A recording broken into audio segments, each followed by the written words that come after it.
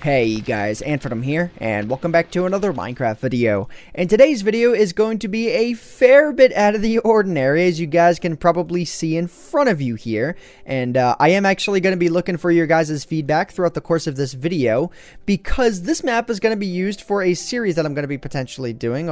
Actually, it's going to be a series I'm definitely going to be doing at this point, called Hit List or Face Off. I'm not really too sure. If you guys have any better ideas for the name of the series as I explain what's going to be going on here, then feel free to leave a comment in the comment section down below. But essentially, what this map is it's a map that has been retrofitted from the mc.antvenom.com server, which is now merged with us.mcgamer.net. Yeah, it's that previous spawn that has been retrofitted into a PvP deathmatch arena. And what this PvP deathmatch arena is going to be used for is it's going to be used for the Hit List Face-Off series, where I go up against 1v1 up against another YouTuber, just sort of, it's not really for the lulz, but essentially it's going to be sort of like, I'm thinking a 5-round deathmatch, where there's 2 melee rounds, there's 2 archery rounds, and then there's a for the lulz round, where each person gets random deadly items that they can use to utterly like destroy the map and destroy each other and things of that nature. And yeah, that'll be the last round, and wouldn't it be funny if that was the deathmatch round? That would be hilarious. But anyways, that's what the series is essentially going to be about, and it's going to be me going up against 1v1 up against other YouTubers that were chosen by you guys a couple months back, and I feel like it'll be a pretty awesome series. But alongside of all of that, I am feeling like I want to add a donation charity incentive to the series itself, where if there's enough money donated for the series, which will go directly to charity, I don't want it going through my bank account or anything like that. Yeah. If there's enough money donated for the charity itself, then, you know, we'll wind up having some wacky, crazy things happen throughout the series on, like, the given episode that the donation wound up happening for. I'm not exactly sure how it's going to work, but if you guys have any cool ideas, then feel free to leave them in the comment section down below. This is your time to be heard.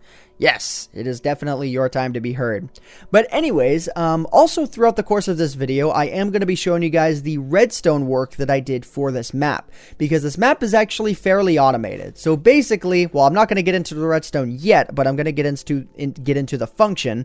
If anyone's on creative, they can enter this little room where they start the rounds. Again, the redstone is a rat's nest. Yes, I know that. But anyways, this whole PvP deathmatch arena works with teams, as you guys probably saw from the colors. So if I go ahead and let's actually teleport out of here. If I go ahead and I check out this area right here, let's just say, you know, I want to join the yellow team. Well, I can join Team Yellow, and I hit this button right here, and you can see my name on the right side has changed colors. And if I go ahead and I head over to the blue side here and I hit the button, well, I can join the blue team, and there we go. I'm on the blue team. So the map is set up with teams because it's more functional that way. I was originally gonna set it up so that only me and the person who's not named me it would be functional for, but this was much better in case I ever decide to release the map.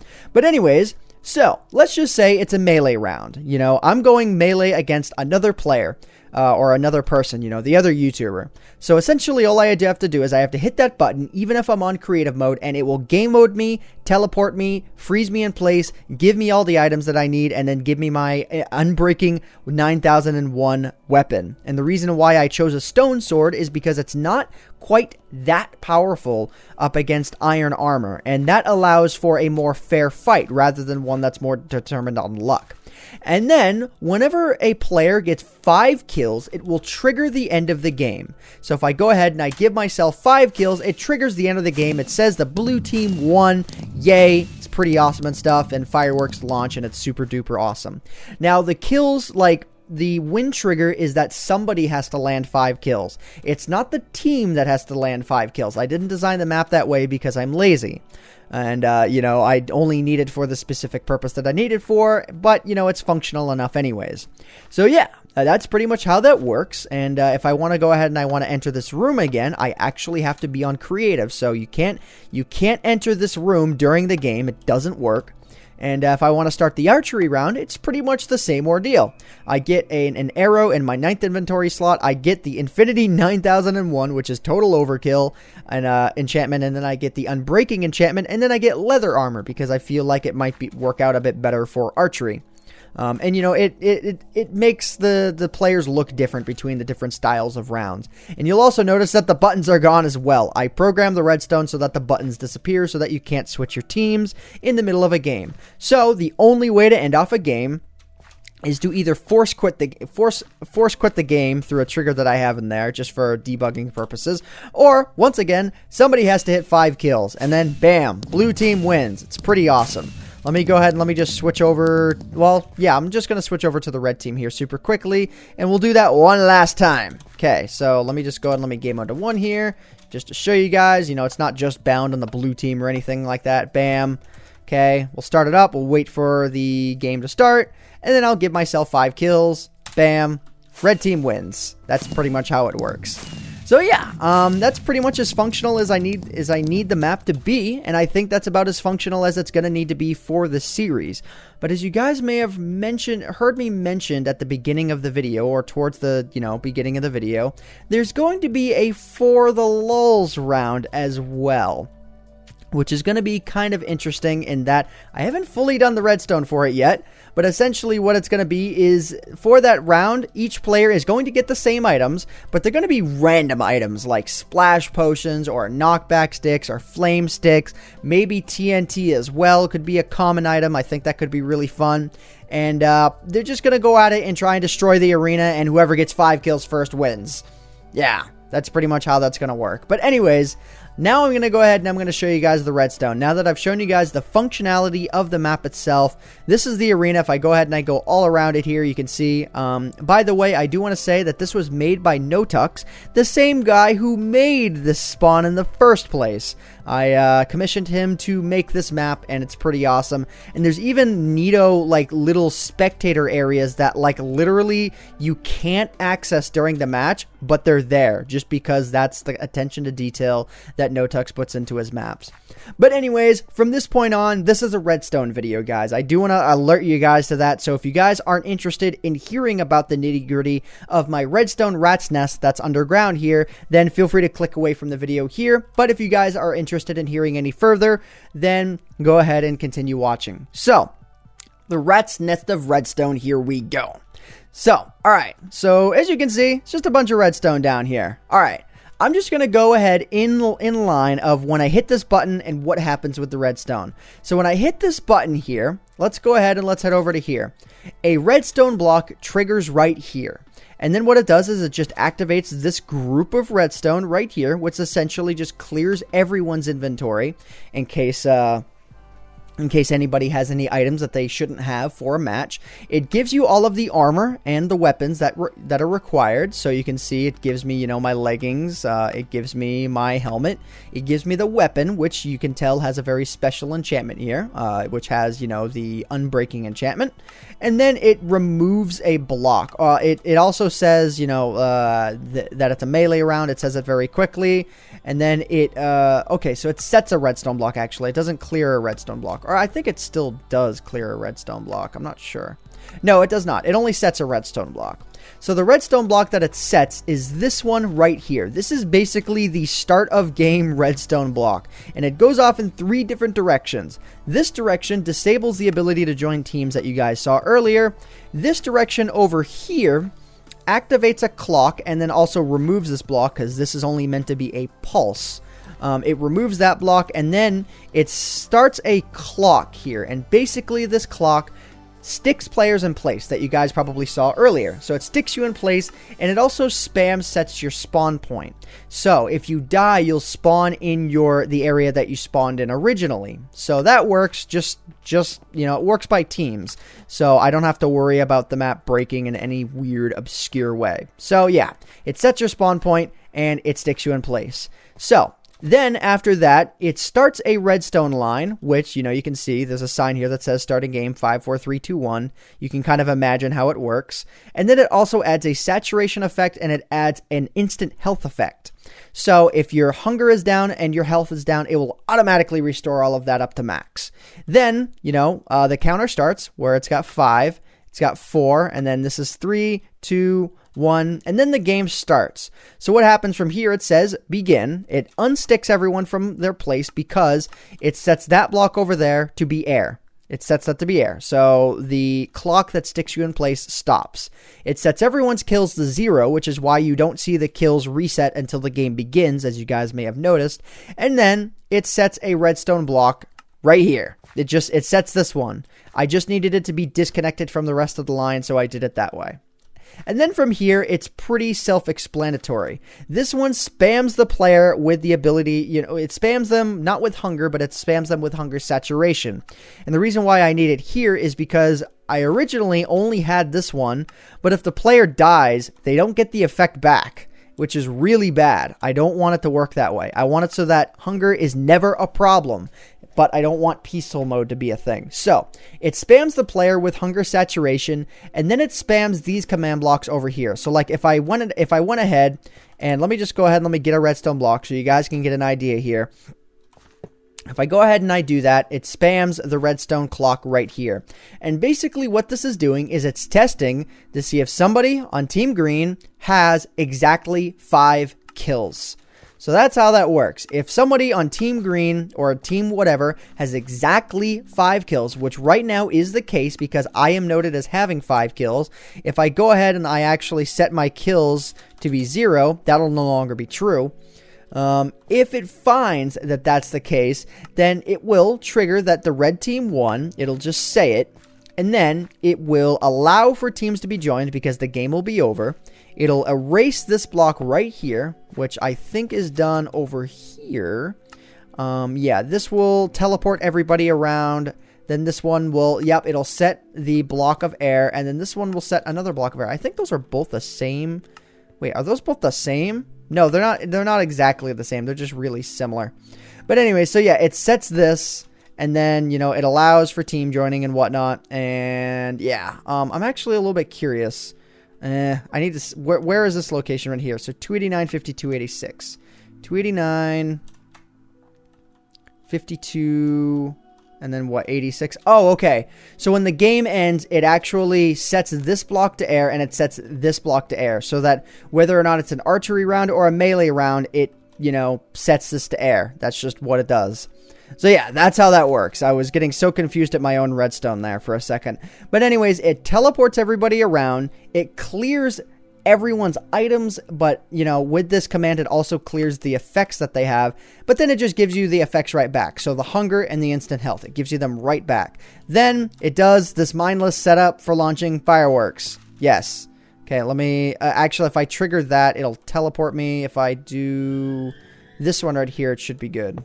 Okay, so yeah, you can hear the redstone going off for the fireworks.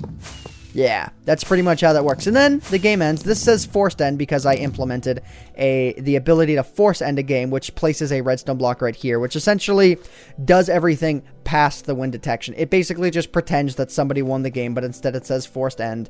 In case there's, problems in the map, it was good to be able to debug it. So yeah, anyways, yeah, let's just go ahead, we'll hit start round, melee, bam. Let's go ahead and let's game mode to 1. Well, it's still going to stick me in place, whatever.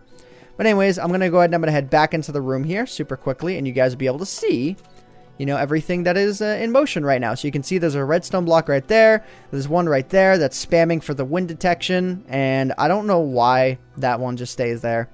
I just kind of kept it that way. But anyways, yeah, if somebody wins the game, you'll very, very quickly see this. It's going to be very quick, guys. So you'll see, bam, the redstone activates, and then it says red team wins and fireworks happen and stuff is awesome. So anyways, I've covered the main parts of the game, but now I'm going to show you guys a fairly experimental part that I'm still kind of working on, like very much working on. This is very much in progress, guys. I'm just throwing that out there. So this is going to be for the miscellaneous round. Let me go ahead and let me get rid of that as that's not applicable. So this is going to be for the miscellaneous round. And basically, when I trigger the miscellaneous round, what it's going to do is, well, just pretend this is the trigger. This is the round start.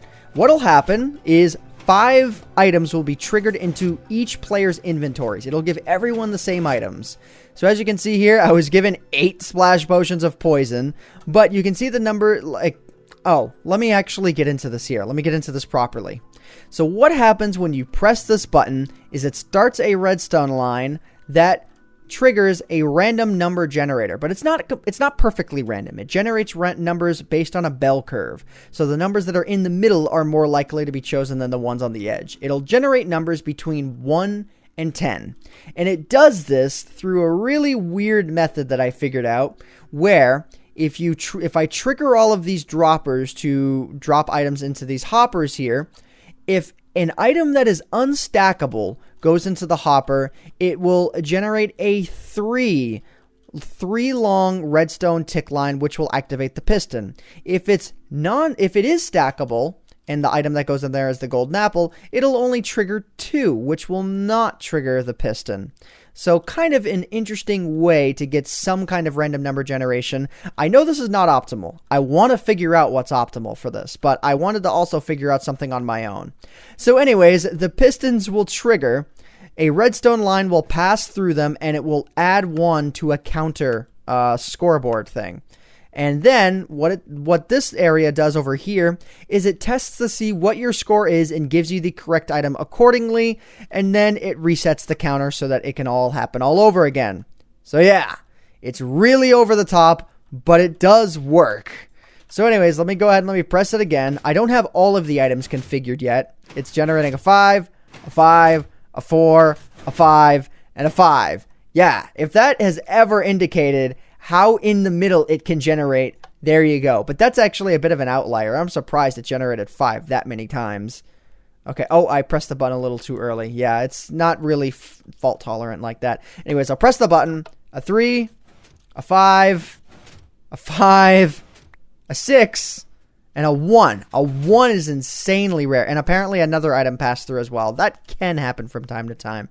I don't really see a big deal with it. But yeah, so this time I got the booping stick, which is just a knockback 10, sharpness 2 stick, which I think will be kind of fun to mess around with.